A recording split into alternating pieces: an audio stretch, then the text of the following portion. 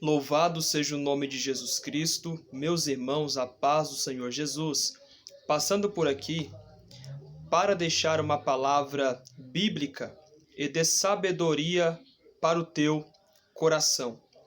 Na carta de Paulo aos Romanos, no capítulo de número 1 e no versículo de número 16, Paulo diz: porque eu não me envergonho do evangelho de Cristo, porque é poder de Deus e salvação na vida de todo aquele que crê, primeiro do judeu e também do grego.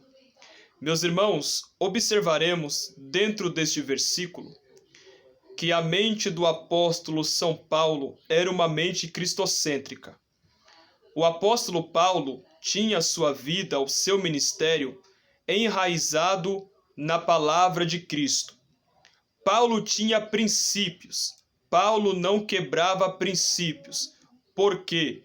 Porque o Deus a qual Paulo servia também não quebra princípios. Então Paulo mantinha a sua vida em comunhão com Deus, fundamentado na palavra. Paulo, ele não se envergonhava do evangelho, porque Paulo testemunhava de Cristo aos pecadores. Paulo confrontava o pecado através da palavra de Cristo. Assim como Cristo pregou o evangelho, Cristo pregou para classes de pessoas, tanto para pobres, tanto para ricos. Cristo não fazia decepção de ninguém. Assim o apóstolo São Paulo seguia o mesmo exemplo. Ele não se envergonhava da palavra, mas ele pregava. Ele não se envergonhava do testemunho de Cristo. Paulo pregava com poder e sabedoria, porque a palavra de Cristo ardia no coração do apóstolo Paulo.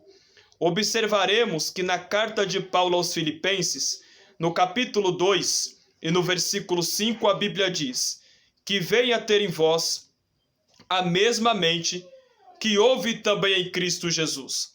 Observe que o apóstolo Paulo, quando está dizendo aos irmãos que estão na cidade de Filipós, os irmãos filipenses, Paulo diz que viesse ter neles a mesma mente que houve também em Cristo Jesus.